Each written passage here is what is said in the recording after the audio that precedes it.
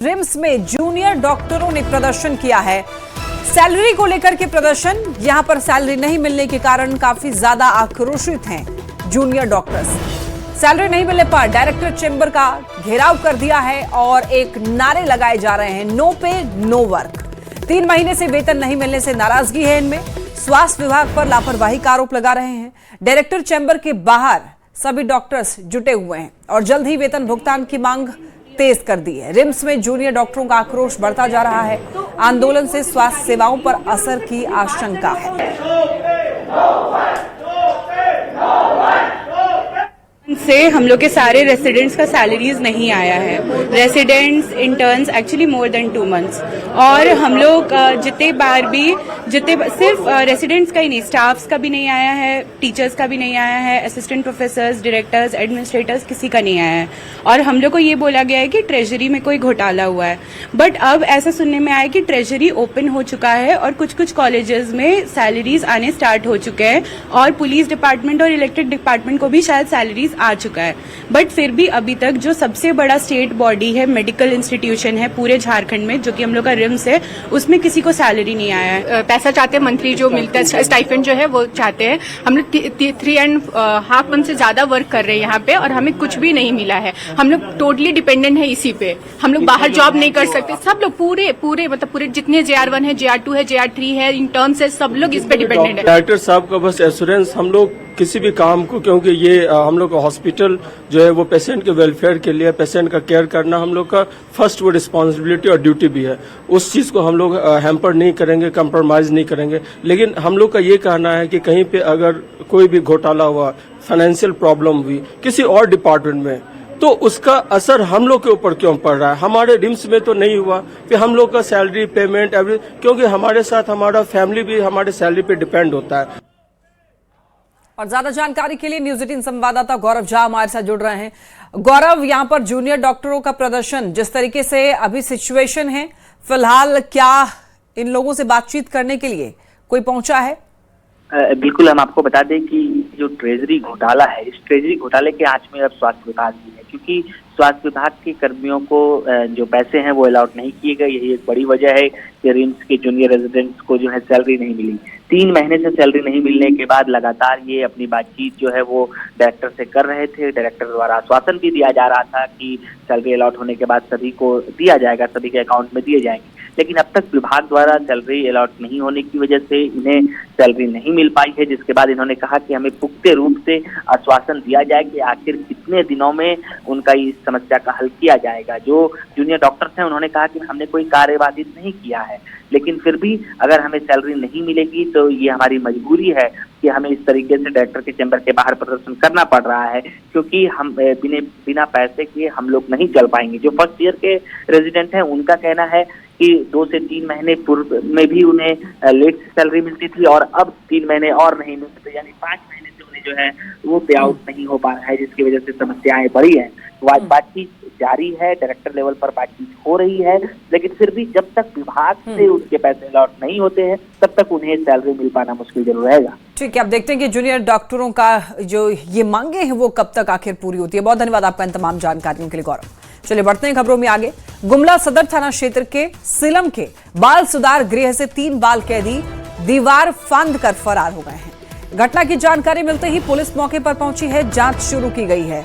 और देखिए, फरार बच्चों में 2 लोहरदगा और एक गुमला के घाघरा का रहने वाला बताया जा रहा है। तीनों अलग अलग आपराधिक मामलों में बाल सुधार गृह में बंद थे।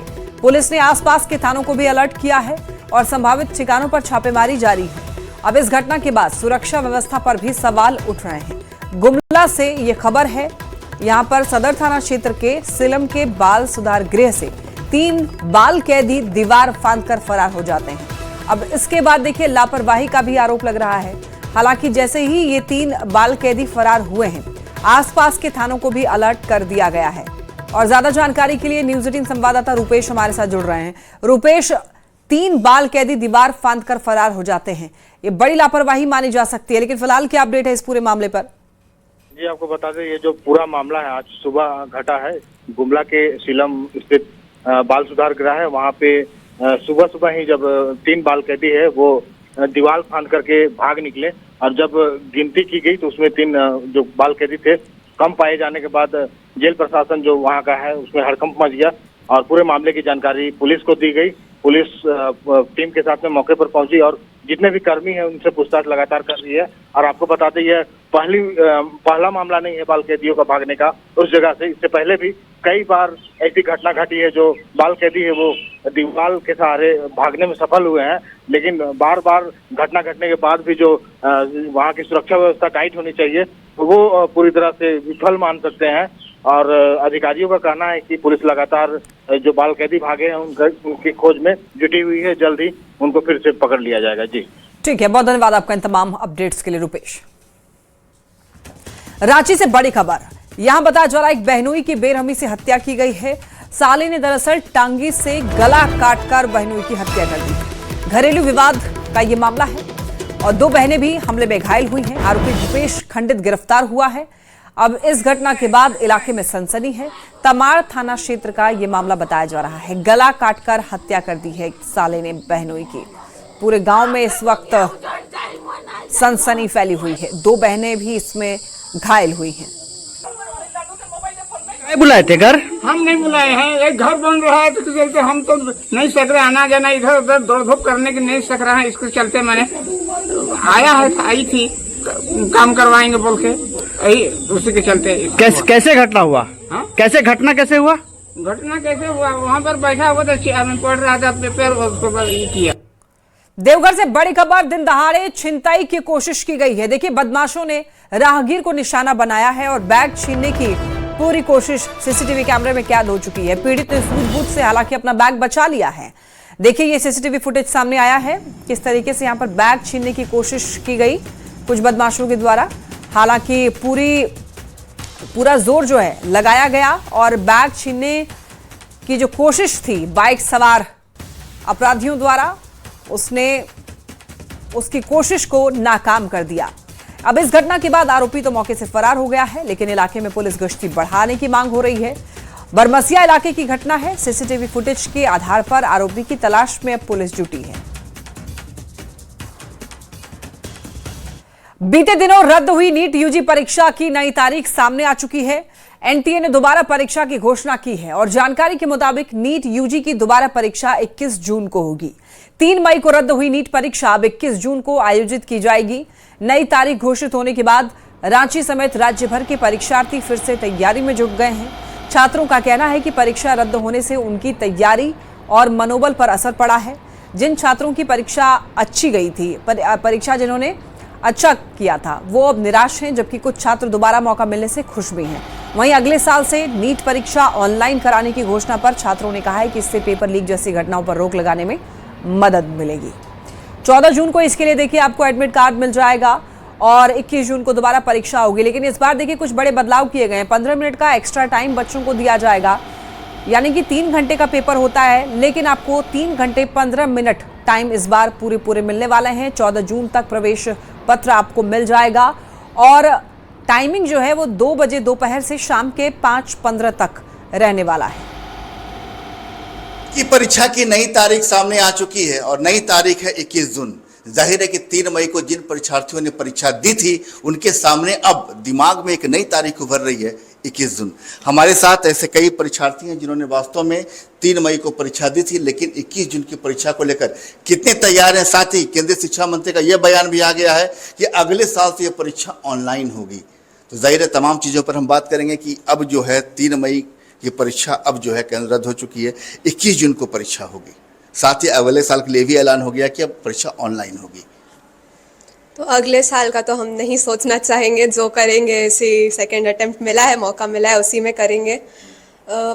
3 मई का पेपर तो अच्छा गया था, बेटर देन एक्सपेक्टेशन। सोच रहे थे कॉलेज मिल जाएगा ठीक ठाक, डिसेंट कॉलेज, बट अब वापस से देना पड़ रहा है। तो रिदम टूट गया है, मोमेंटम ब्रेक हो चुका है, बट अभी टाइम है 1 महीना, थोड़ा 1 महीना से ज़्यादा, तो कोशिश करेंगे वापस से मोमेंटम में आ जाए, जो पहले था उससे और बेटर करें। हम लोग को सर बोले भी कि जितना पिछले बार के लिए मेहनत किए थे उससे कम 1.5 टाइम्स ज़्यादा मेहनत करो इस बार, और जिसका अच्छा नंबर आया था उसका और अच्छा है, जो बाउंड्री पे था वो बाउंड्री से पार हो जाए तो हाँ सही रहेगा। कम से कम वो जो लीक होने का चांसेस है वो थोड़ा कम हो जाएगा। जैसे जेई में ऑनलाइन होता है तो उसका तो लीक होता नहीं है, और ये पेपर बेस्ड है वो उसका ज़्यादा चांसेस होता है लीक होने का, तो कंप्यूटर बेस्ड रहेगा तो ज़्यादा अच्छा होगा, फेयर होगा सबके लिए, और वापस से ऐसे रीनीट नहीं देना पड़ेगा क्योंकि अभी मोमेंटम पूरा ब्रेक हो गया है और वापस से वो लाना बहुत मुश्किल हो रहा है।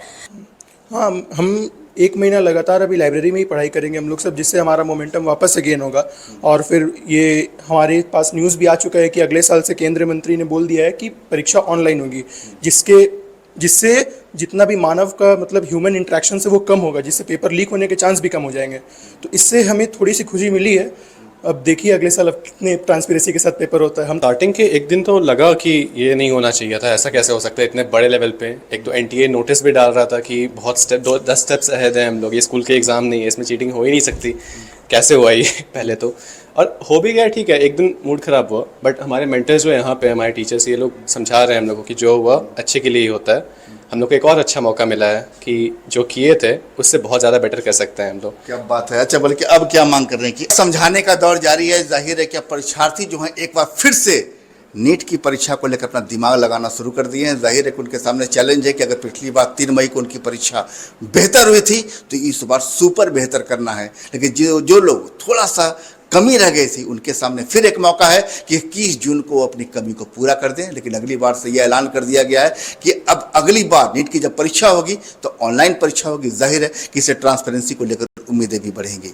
संजय कुमार सिन्हा, न्यूज़ 18, रांची। तो वहीं देवघर में नीट प्रश्न पत्र लीक मामले को लेकर JMM छात्र मोर्चा ने टावर चौक पर विरोध प्रदर्शन किया। इस दौरान कार्यकर्ताओं ने शिक्षा मंत्री धर्मेंद्र प्रधान का पुतला दहन कर केंद्र सरकार के खिलाफ नारेबाजी की। मामले की निष्पक्ष जांच, दोषियों पर सख्त कार्रवाई और शिक्षा मंत्री के इस्तीफे की मांग भी की। तो बच्चा सब जो है मेहनत करता है, 1 2 साल 3 साल अपना घर और परिवार छोड़ के एग्ज़ाम देता है, एग्ज़ाम से निकलता है और जो है सुनता है कि पेपर लीक। चाहते हैं कि जो शिक्षा मंत्री है वो इस्तीफा दें और आए दिन जो है बढ़िया से फेयर एग्ज़ाम हो ताकि स्टूडेंट के छात्र के साथ कभी खिलवाड़ ना हो। में धोखाधड़ी किया गया, पेपर लीक किया गया, तो NTA जो एजेंसी हमारे राष्ट्र की सबसे बड़ी एजेंसी जो सब एग्जाम कंडक्ट करती है उसके थ्रू होने के बावजूद जो है क्वेश्चन लीक। देश भर में नीट परीक्षा पेपर लीक मामले को लेकर छात्रों में भारी आक्रोश देखने को मिल रहा है और इसी कड़ी में रांची में NSUI ने नेशनल टेस्टिंग एजेंसी और केंद्र सरकार के खिलाफ विरोध प्रदर्शन करते हुए पुतला दहन किया। प्रदर्शनकारियों ने आरोप लगाया है कि 22 लाख से भी ज्यादा परीक्षार्थियों के भविष्य के साथ खिलवाड़ किया गया है। उन्होंने मामले की निष्पक्ष CBI जांच कराने और दोषियों पर कड़ी कार्रवाई की मांग भी की है। 22 लाख परिवार का आज माने की समस्या और उसके साथ जो हो रहा है दुराचार, उसका आज हम लोग सवाल पूछते हैं कि आज माने कब तक विद्यार्थी माने की मेहनत करते रहे दिन और रात, उसके बावजूद भी माने कि विद्यार्थी को पता क्या हो रहा है कि पेपर लीक हो जा रहा है। इसका जो जिम्मेवारी है, इसका जो माने कि जो भी जिम्मेवार व्यक्ति है वो कब और कहां तक छुपे रहेंगे। पूर्व में भी जिस तरह पेपर लीक हुआ, जांच हुआ, ना कोई दोषी पाया गया, ना किसी को कार्रवाई मिला गया। हमारा मांग यही है जांच निष्पक्ष रूप से हो, CBI के द्वारा इसके पीछे जो दोषी है उसको सख्त कार्रवाई हो उसके ऊपर। हजारीबाग से बड़ी खबर मिल रही है। शेख भिखारी मेडिकल कॉलेज में अव्यवस्था का आरोप है। ऑक्सीजन की कमी से 2 मरीजों की मौत की खबर मिल रही है। महिला मरीज की मौत पर भी अब सवाल उठे हैं। 24 घंटे में 3 मौतों से हड़कंप मच गया है। परिजनों ने अस्पताल में हंगामा किया है। अस्पताल प्रबंधन पर लापरवाही के आरोप लग रहे हैं। सदर विधायक प्रदीप प्रसाद पहुंचे अस्पताल और देखिए कुव्यवस्था को लेकर कार्रवाई की मांग तेज कर दी गई है। मरीजों की सुरक्षा पर एक बार फिर से बड़े सवाल खड़े हो रहे हैं। 24 घंटे में 3 लोगों की मौत से जमकर हंगामा परिजनों ने किया है। प्रबंधन पर लापरवाही के आरोप लगाए जा रहे हैं। कुव्यवस्था को लेकर कार्रवाई की भी मांग हो रही है।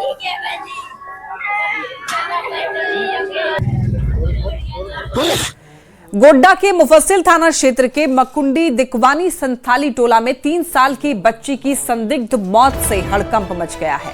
बच्ची का शव गांव के कुएं से बरामद होने के बाद ग्रामीणों में आक्रोश है। शक के आधार पर ग्रामीणों ने 2 लोगों को पकड़कर पिटाई की, जिन्हें बाद में पुलिस ने छुड़ाकर अस्पताल में भर्ती कराया। पुलिस ने मामले की जांच शुरू कर दी है। गांव में किसी भी अप्रिय घटना को रोकने के लिए पुलिस वहां पर कैंप कर रही है। बच्ची को मारकर फेंकने का ये आरोप है। बोरा में भर के बच्चा को निकाला। उस समय हम बस्ती में मतलब बीच बस्ती में थे। वो जैसे ला रहा था, मतलब हम इधर बैठे थे, वो मेरे तरफ ही आ रहा था। तो जैसे मोबाइल का लाइट मतलब ऑन किए तो मेरा लाइट देख के मतलब भागा साइड, बस्ती से बाहर भागने चाहा। अब बाहर जब भागा तो उस समय हम सीधा में भी मेरा लड़का था, तो उसको हम फ़ोन करके बोले कि 2 आदमी था, उसको फ़ोन करके बोले कि आपके सीधा से ही मतलब एक आदमी घोड़ा लेके जा रहा है, उसको टोकिए मतलब वो घोड़ा में क्या लेके जा रहा है। अब देखिए उन दोनों को जब हम फ़ोन किए तो वो दोनों उधर से लाइट मतलब ऑन करके आ रहा था। चाईबासा के सारंडा जंगल में आईईडी विस्फोट की चपेट में आकर गंभीर रूप से घायल हाथी की मौत हो गई। देखिए कोलबोंगा क्षेत्र में घायल हुए हाथी का वन विभाग की मेडिकल टीम पिछले 10 दिनों से इलाज कर रही थी। हाथी के पैर में गहरा जख्म था, लगातार हालत बिगड़ती जा रही थी। वन विभाग की नाराजगी माफ कीजिएगा, वन विभाग की दरअसल निगरानी में दवाइयों और विशेष भोजन के जरिए उसे बचाने की कोशिश की गई, लेकिन आखिरकार उसने दम तोड़ दिया और आज वन विभाग की टीम हाथी के शव का पोस्टमार्टम कराकर अंतिम संस्कार करेगा। 1 साल के भीतर सारंडा में आईडी विस्फोट से 6 हाथियों की मौत हो चुकी है, जिससे वन विभाग की चिंता काफी बढ़ गई है। पिछले 10 दिनों से हाथी का इलाज चल रहा था, लेकिन संक्रमण ज्यादा हो जाने के कारण हाथी ने दम तोड़ दिया। तो देखिए पिछले कुछ समय की बात करें तो आपको बता दें कि ऐसे कई हाथियों की जान जा चुकी है। 4 मई को भी देखिए ये हाथी 4 मई को घायल हुआ था, लेकिन आपको बताते चलें कि 10 दिन बाद मौत हो गई थी। हाथी के पैर में गहरा जख्म हुआ है और इससे पहले भी एक हाथी की इसी तरीके से मौत हो गई थी संक्रमण फैलने की वजह से। आईडी ब्लास्ट में हाथी का पैर जख्मी हुआ और उसके बाद संक्रमण फैलता गया और हाथी की जान चली गई। रांची में सुबह से ही देखिए पेट्रोल पंपों पर भारी भीड़ देखी जा रही है। हरमू पेट्रोल पंप पर गाड़ियों की लंबी कतार बीजेपी कार्यालय तक पहुंच गई। अब ऐसे में लोगों का यह कहना है कि वो कीमतों से ज्यादा भीड़ और अफवाहों से परेशान है। कीमतों में बढ़ोतरी के बाद राजधानी रांची के तमाम पेट्रोल पंपों पर भारी भीड़ उमड़ी है। इस समय हम रांची के हरमू पेट्रोल पंप पर हैं। जो हरमू पेट्रोल पंप है, यहाँ भी जो बाहर में कतार है वो बीजेपी कार्यालय से आगे तक पहुँच गई है। मतलब कि कतार लगातार सुबह से लंबी होती जा रही है और जो काफी संख्या में बाइक कर लें, कार कर लें, पेट्रोल और डीजल के लिए यहाँ लोग उमड़े हैं। यहाँ तो अभी तुरंत इंटीरियर कर रहे। हाँ। कितना तेल लेना है? यहाँ तो अभी लेने आए थे 300 का, फिर आप फुल टैंक करवा लेंगे। हाँ। प्लान था 300 का। हाँ प्लान था 300 का। सब है ना? पेट्रोल पंप पर 200 का तेल मिल रहा है। अब 45 मिनट 1 घंटा लग जाता है तेल लेने में। ऑफिस आदमी कब पहुँचेगा बताइए? 1-1 घंटा तक आदमी तेल लेगा। ऑफिस 10 बजे से शुरू होता है, वो स्टम्प सिस्टम है। अब बताइए क्या बता रहे हैं, तेल कितना मिलेगा? 200 रुपये का मिलेगा बस। गैपिंग किया हुआ है? बस गैपिंग किया हुआ, 200 रुपये से अधिक नहीं मिलेगा। वो गाड़ी मैडम कितने का तेल दे रही हैं आप इधर? जो बात आ रही है कि 200 का ही तेल दिया जा रहा है, जो लोग शिकायत कर रहे हैं, तेल कितने का दे रही है? जितना बोल रहे उतना ही, जितना फुल करवा रहे तो फुल कर रहे हैं। यहाँ पर लोग पहुँच रहे हैं तेल लेने के लिए। बजट में अगर 200 से 500 का तेल लेना है तो आज एहतियातन वो बजट बढ़ गया है। लोग टंकी फुल करा रहे हैं, 500 या 500 से ज़्यादा का तेल ले रहे हैं। लेकिन देख सकते हैं कि जहाँ पर भारी भीड़ उमड़ी है हरमू पेट्रोल पंप पर, लेकिन वास्तव में लोग ये भी सोच रहे हैं कि वास्तव में जो एक हमारी जानकारी जो हमें मिली है कि राजधानी की रांची में जितने पेट्रोल पंप हैं वहाँ जितना डिमांड है वास्तव में उतना तेल नहीं पहुँच पा रहा है और इसकी वजह से कहीं कहीं परेशानी हो रही है। और जाहिर है कि परेशानी की वजह से कहीं बहस की भी तस्वीर सामने आ रही है कि लोग बहस कर रहे हैं, सड़क पर जाम की स्थिति उत्पन्न हो गई है। ऐसे में कुल मिलाकर देखना यह है कि वास्तव में ये स्थिति वास्तव में कब तक पहुँच जाती है, स्थिति कब सामान्य हो पाती है। संजय कुमार सिन्हा, न्यूज़ 18 रांची। देखिए इंटरनेशनल एनर्जी क्राइसिस के कारण भारत में भी पेट्रोल और डीजल के दाम बढ़ाए गए हैं, लेकिन कितना ये दाम बढ़ा है और पहले क्या रेट था अभी क्या रेट है, आइए मैं आपको बताती हूँ।